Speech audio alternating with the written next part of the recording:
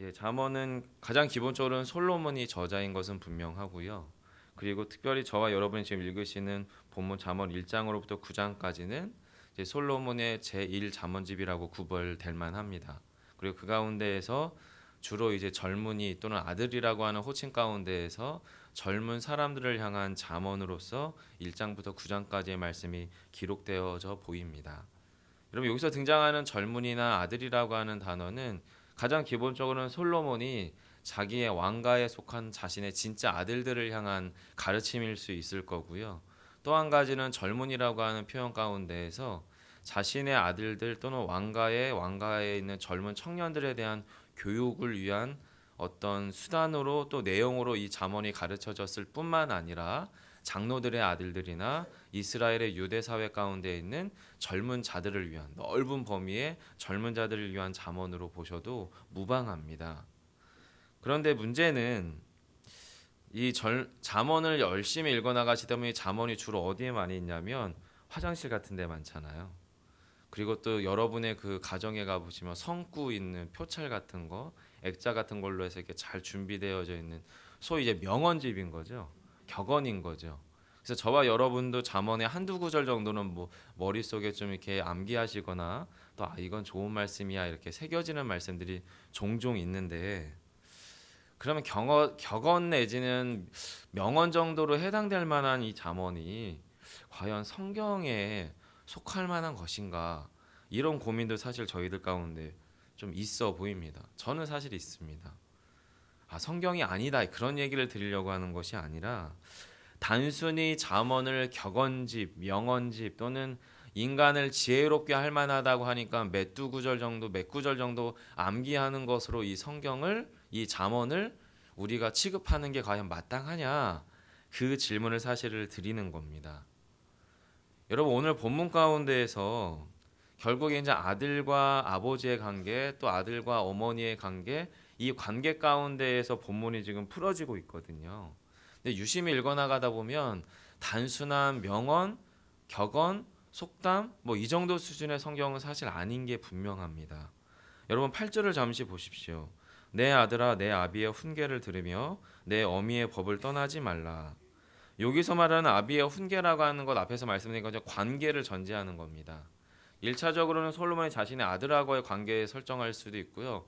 또 그 당시에 일반적인 스승들이 자신들의 제자들을 아들아 그렇게 호칭했다라고 합니다. 즉 스승과 제자의 관계의 설정 가운데 있을 수도 있습니다. 어찌되었든 스승이 자신의 제자에게 또는 자신의 아버지가 자신의 아들에게 가르치는 잠언은 그것을 훈계라고 부릅니다.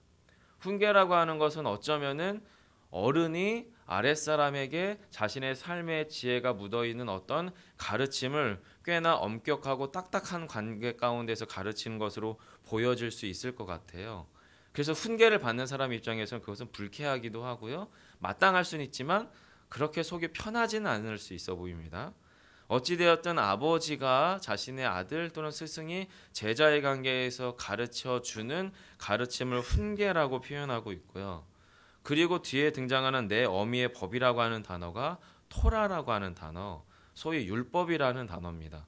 그럼 이제 저희는 너무나 급하게 이 법을 그러면 구약 성경인가? 이렇게 이해하실 수도 있겠지만 유대 사회에서는 넓은 범위의 토라라고 하는 것은 구약 성경을 포함하여 유대 사회가 유다의 다음 세대에 있는 젊은 사람들에게 가르치는 율법의 전반적인 것들을 토라라고 했다라고 해요. 즉 아마도 8절은 관계 설정이 뭐냐면 스승이 제자에게 또는 전 세대가 다음 세대에게 하나님의 말씀을 가르치되 아비의 관계 안에서는 훈계를 어미의 관계에서는 토라를 가르침으로 그들의 삶의 전 영역 가운데에서 법이라고 하는 단어는 전제한 게 뭐냐면 강제성이거든요. 그리고 훈계라고 하는 것 역시도 엄격성이거든요. 즉 주의 말씀의 가르침이 전 세대에서 다음 세대에 가르쳐질 때에 그것이 띄어야 되는 일정 부분의 어쩌면 강제성, 어쩌면 엄격성이 전제되어 있는 가르침 이것이 잠언으로 바라봐집니다. 즉 잠언의 말씀 가운데 그 말씀이 우리 안에 일부 부딪힘이 생기고 일부 불편함이 생기면 명언집에서 유명한 말 몇 개 취하고 몇 개 쑥 빼버리는 것처럼 잠언의 가르침을 일부는 수용하고 일부는 거절하고 하는 류의 식으로 바라볼 성경이 아니라는 겁니다. 이 성경은 주님이 우리에게 주시는 생명에 이르기에 충분한 생명의 말씀의 법으로 우리가 받아야 될 것임에 대하여 8절은 사실은 전제하고 출발한다는 거지요. 그리고 그렇게 가르쳐지는 생명의 말씀이 어떤 비유로 9절에서 표현되냐면 그것이 이는 내 머리에 아름다운 관이요 면류관이라고 보시면 되고요. 내 목에 금사슬이니라. 목에 사슬, 근데 이 사슬의 재질이 뭐냐면 금이라는 거지요. 한마디로 이야기하면 이 생명의 말씀은 영광과 명예로움과 또 아름다움과 존귀함이 된다. 그 얘기를 하는 겁니다. 눈에 보이지 않는 무형의 생명의 말씀이 이 땅 가운데에서 가장 고귀한 자들, 영광스러운 자들, 존귀한 자들, 높은 지위와 높은 것을 누리고 있는 그 누군가, 눈에 보이는 유형의, 눈에 보이는 가장 확실한 존귀로움, 존귀함의 상징물이었던 아름다운 관과 그리고 금사슬로 표현된다라는 겁니다. 달리 말씀드리면 보이지 아니하는 생명의 말씀이 우리의 삶 가운데 온전한 가르침과 훈계로 자리매김해서 그 말씀 가르침 가운데 순전하게 살아가는 그 자의 인생은 하나님 바라보실 때에 세상 가운데에서 확연하게 드러나는 것이 존귀함이라는 겁니다. 영광스러움이라는 겁니다. 인정하기 어려울 수도 있죠, 사실. 보이지 않는 말씀을 순종한다는 게 과연 눈에 보이는 어떤 우리 안에 부귀와 영화와 존귀로움을 가져다 주느냐? 아니지 않을까라고 하는 고민도 사실 우리 안에 있기 때문에 신앙생활이 마냥 편하지는 않은 것 같습니다. 자, 여러분 8절과 9절의 말씀 가운데에서 어찌든 우리가 인정해야 될 것은 주의 생명의 말씀의 법이 우리 안에서 존귀함으로 나타날 것을 하나님은 어떻게 해요? 우리 가운데 약속하셨음을 여러분 믿으시기를 바라고요. 10절에서부터 여러분이 좀 유심히 보셔야 됩니다. 자, 그 아들에게, 그 제자에게, 그 다음 세대에게 10절 성경은 뭐라고 권면하는지 10절을 여러분이 한번 같이 읽어주십시오. 시작. 네, 이 말 엄마들이 아들들에게 잘하는 말이거든요. 너는 절대 그런 아이가 아니야. 너는 절대 그럴 아이가 아니니까 나쁜 친구들 사귀지 말고 나쁜 거 가까이 하지 마라. 금묵자흑이라고 하잖아요. 가까운 검정거 가까이 하면 검정케 된다. 그것처럼 그런 논리처럼 보입니다. 내 아들은 악한 자가 너를 깰지라도 따르지 말라. 아들아, 너는 정말 깨끗하고 정말 순전하고 정말 괜찮은데 너가 악한 자의 꾀임에 빠지지 말도록 그들이 꿰일지라도 너는 거기에 오염되면 안 돼. 너는 거기에 영향받으면 안 돼. 하는 것처럼 보여집니다. 10절이. 사실 여러분 이것이 근대 교육의 출발점입니다. 인간의 마음이 도화지 같고 너무나 깨끗한 상태인데 아이들이 처음엔 그렇게 출생을 해서 그 도화지에 뭐가 그려지느냐에 따라서 그 아이는 악인도 되고 선인도 될 수 있다라고 하는 전제가 어쩌면 근대 교육의 출발점으로 보여집니다. 이 본문 10절도 그런 것처럼 보여요. 근데 여러분 본문을 유심히 읽어나가다 보면 성경이 인간을 바라보는 관점은 전혀 그렇지 않습니다. 자, 여러분 10절에 아들에 대해 권면이 악한 자가 깰지라도 너가 거기에서 따르지 말아라. 왜 그러냐면 악이 가지고 있는 특징 때문에 그런데요. 11절로부터 14절입니다. 자, 11절에 보시면 어떤 단어가 등장하냐면 함께라는 단어가 등장하거든요. 제가 읽어드리겠습니다. 그들이 내게 말하기를 우리와 함께 가자. 이제 악한 공동체인 거죠. 우리와 함께 가자. 우리가 가만히 엎드렸다가 사람의 피를 흘리자. 죄 없는 자를 까닭 없이 숨어 기다리다가. 자, 악한 자가 있는데 이 악한 자는 한 개인이 아니라 어느 한 집단인 겁니다. 공공성인 겁니다. 단체인 거예요. 이 악의 그룹이 있는 겁니다. 악의 무리가 있는데 이 악한 무리가 나의 사랑하는 아들을 꿰서 우리가 함께 가자라고 이야기한다는 거예요. 그러면서 그들이 뭐를 취하자고 이야기하냐면 12절에 보시면 그들을 산채로 삼키자, 그들을 통으로 삼키자. 13절에 보시면 우리가 온갖 보화를 내 것이 아닌 남의 그것을 빼앗아서 어떻게 해요? 우리의 집을 채우자 하며 함께, 우리라고 하는 단어를 쭉 계속 사용합니다. 그러면서 14절에 보시면 우리가 함께 전대 하나만 두자. 이걸 저는 저 나름대로 이렇게 표현해 볼 수 있을 것 같아요. 악이 가지고 있는 집단성, 악이 가지고 있는 공공성. 여러분 옛날에 철학자들 중에서 아주 옛날은 아니고 1950년대 한나 아렌트라고 하는 여류 철학자가 있었습니다. 유태인이었고요. 나치즘, 2차 세계대전 때 나치즘을 경험했던 철학자였습니다.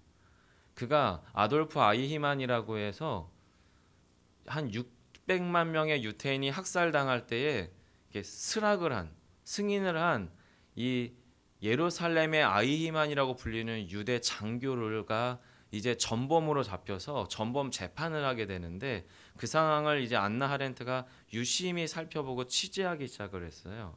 그러면서 한 가지의 이 사회적인 화두를 하나 던진 게 악의 편범성이라고 하는 단어입니다. 600만 명을 정도의 사람을 죽였으면은 이 인간이 좀 제정신이 아니거나 표정이 뭔가 조금 우리가 볼 때도 섬찟해야 되는데 그냥 일반 우리의 길거리에서 만날 만한 지극히 평범하고 꽤 괜찮아 보이는 중년의 아저씨였던 겁니다. 그리고 그가 법정에서 누차 계속했던 이야기는 뭐냐면 위에서부터 주신 명령을 내가 어떻게 불복종할 수 있습니까? 가 계속 반복되는 말이었어요. 그리고 그 얘기를 들으면서 안나 하렌트가 전율을 느낍니다. 그리고 거기에서 말하는 게 악의 평범성이었어요. 여러분 그것이 비단 유태인만의 경험은 아니고요. 한국 사회에도 저희의 한국 전쟁을 통해서 남과 북이 갈리면서 그 가운데에서 3년 넘게 전쟁을 벌이면서 상대방을 죽여야 내가 살아나야 되는 그 절대적 상황 가운데에서 인간은 뭐를 멈추기 시작하냐면 생각하기를 멈추기 시작했습니다. 그리고 참혹한 전쟁이 이 땅 가운데에서 우리의 어른 세대에서도 이미 경험을 하고 있지요. 여러분 지금 성경 본문이 이야기하려고 하는 것이 뭐냐면 인간 개인은 도덕적일 수 있습니다. 인간 개인 한 사람은 윤리적일 수 있습니다. 그런데 인간이 한 개인이 어느 한 집단 안으로 들어가고 이 집단이 자신의 이익 또는 우리의 이익을 추구하는 삶의 방향성 가운데에서 고삐 풀린 망아지처럼 또는 브레이크가 망가진 전차처럼 달려나가기 시작하면 자기가 거기에 편승해서 같이 살아남느냐 아니면 그것을 거부하고 죽느냐의 싸움 가운데에서 한 개인의 도덕적인 인간은 절대적으로 비도덕적인 그룹 안으로 섞여 들어갈 수밖에 없는 악의 집단성에 대해서 지금 성경은 이야기하는 것처럼 저는 보여요. 여러분 저희가 이 가운데서 새벽 기도하러 나왔고 여러분 개인의 삶을 위해서 간구하러 나오신 건 전 너무나 잘 압니다. 이런 문제를 우리가 고민할 류의 문제가 아닌 것으로 여겨지실 수도 있습니다. 하지만 여러분 만약에 저와 여러분의 다음 세대 자녀들이 살아나가야 될 이 대한민국이 만약에 하나님이 원하시는 공의와 정의를 상실하고 이 악의 평범성이 지배하는 사회로 내달려가고 있다면 그 가운데서 저와 여러분이 단지 여기에서 나만의 개인 기도를 하다가만 돌아가실 수는 없지 않을까 싶어요. 여러분 아이들의 공부하는 교육계 현실을 우리는 입시지옥이라고 부릅니다. 우리 청년들의 취업에 발버둥 치고 있는 곳을 전쟁터라고 부릅니다. 취업지옥인 거죠. 육아전쟁이라고 부릅니다.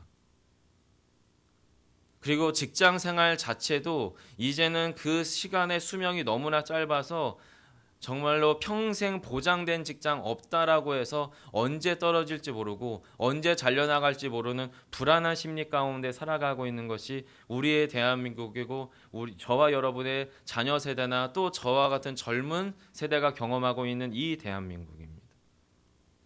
여러분 이것이 단지 한 국가가 잘해야 되지라고 해서 이렇게 치부해야 될 만한 문제인가 아닐 수 있지 않을까라고 하는 고민이 사실 이 본문 가운데 저의 생각 안에 머무는 지점들입니다. 자 여러분 이 본문 안에서 성경은 분명히 악이 가지고 있는 집단성에 대한 이야기를 합니다. 그리고 그 집단성에 대해서 한 개인이 영적인 의식을 가지고 거기에 대해서 자각할 것을 권면하고 있는 것이 이 본문이거든요. 15절을 보세요. 내 아들아 그들과 함께 길에 다니지 말라. 내 발을 금하여 그 길을 밟지 말라. 모두가 괜찮다고 이야기하는데 너는 거기에 어떻게 해요? 함께하지 말라는 겁니다. 아니라고 말할 줄 알아야 된다는 겁니다. 노라고 말하고 거기에 대해서 거부할 줄 알아야 된다는 겁니다. 쉽지 않은 일이죠. 어려운 일이죠. 세상의 모두가 자녀의 교육을 위해서 정말로 사교육의 그 열풍 가운데 휩싸여 갈 때 나는 안 그래도 될까라고 하는 고민 다 찾아올 수 있지 않겠습니까?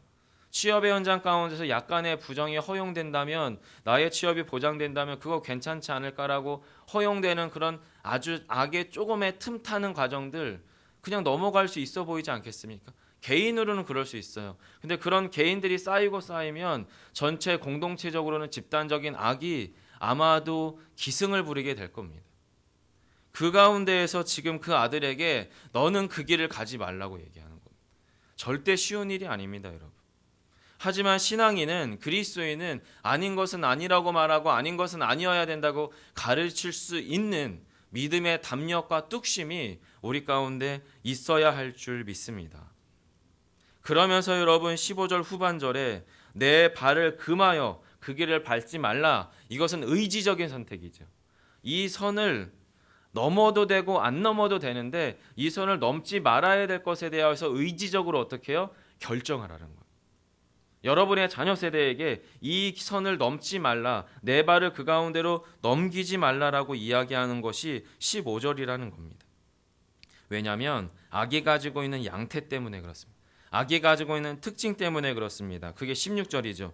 함께 읽겠습니다. 시작. 대저 그 발은 악으로 달려가며 피를 흘리는데 빠름이니라. 인간이 가지고 있는 발, 이것은 단지 신체적인 발을 의미하는 것이 아니라 악에 대한 끌림에 대한 경향을 얘기하는 겁니다. 인간이 가지고 있는 본질적인 욕구가 자신의 이익을 탐하다 보면 자신의 안정에 대한 욕구와 자신에 대한 인정에 대한 욕구와 자신에 대한 성공의 야망 가운데 휩싸이다 보면 나의 발, 나의 어떤 삶의 방향성, 나의 삶의 어떤 끌림이 신속하게 어떻게 해요? 악의 합류에 들어가는 악한 본성이 우리 안에 있다는 거예요. 지금 10절에서는 아들아 악이 너를 깰지라도 그 가운데 휩쓸리지 말라고 말하는 것은 인간이 도화지로 설명하고 있는 게 아니라 인간 자체가 성경이 말하기는 악한 본성이 내 안에 있기 때문에 집단적인 악이 있으면 거기에 내 악이 어떻게 해요? 밀착하는 겁니다. 교묘하게 거기에 섞여 들어가면서 원래 그런 거니까라고 하는 합리화가 우리 안에 틈탈 수밖에 없음을 성경은 이야기하고 있어요. 그래서 악으로 달려가는 우리의 발이 너무나 빠르다는 거죠.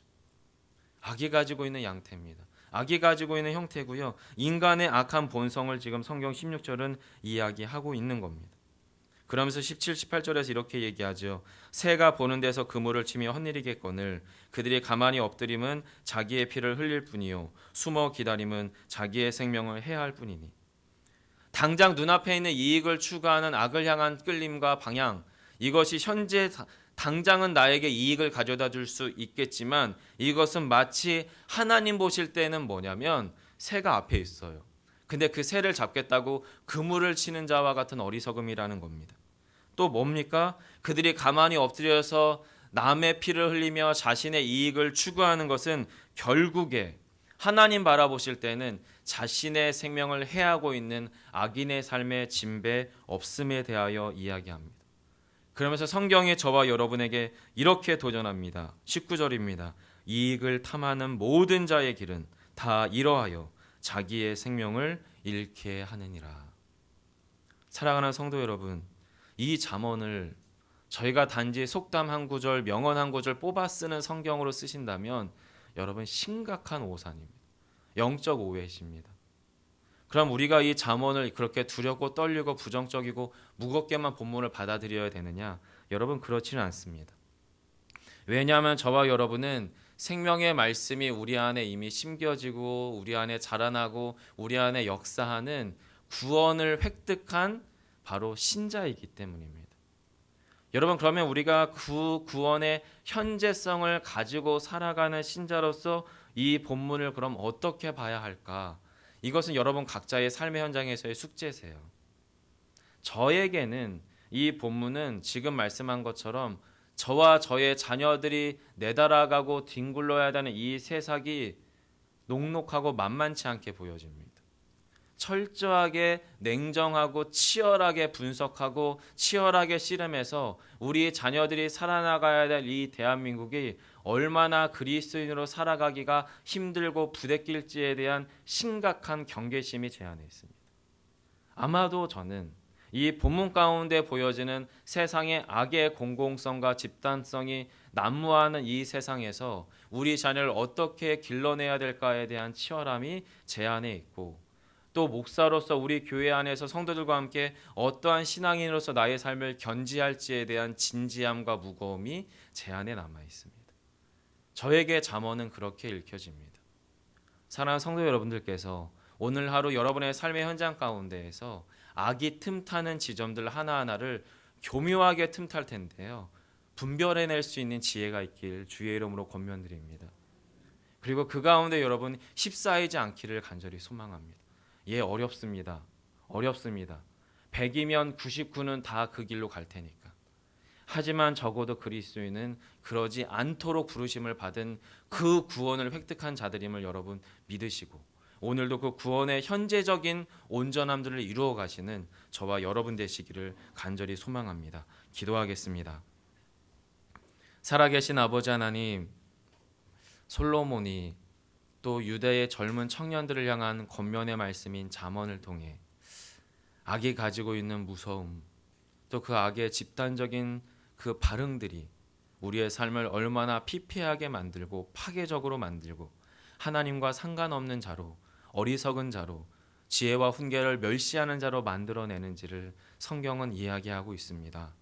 주님, 이것이 비단 솔로몬이 살아가던 그 시대의 문제만이 아닌 우리의 자녀들, 우리가 살아가는 이 땅에서 여전히 놓여있는 문제일 것인데, 주여 우리 안에 주의 말씀을 삼가 살피며 그 말씀 가운데에서 세상을 분별해낼 수 있는 지혜 있게 해 주시옵소서. 무엇보다 무릇 우리의 심령이 먼저 이 세상 가운데에서 악에 물들지 아니하고 온전한 참 그리스도인의 삶을 살아낼 수 있는 놀라운 믿음의 결단과 의지와 또 그렇게 살아낼 수 있는 거룩한 성령의 도우심과 은혜를 오늘 이 새벽 이 시간에 누리며 돌아갈 수 있는 귀한 삶의 현장 출발점 되게 하시기를 소망하며 예수님 이름으로 기도드립니다. 아멘. 하늘에 계신 우리 아버지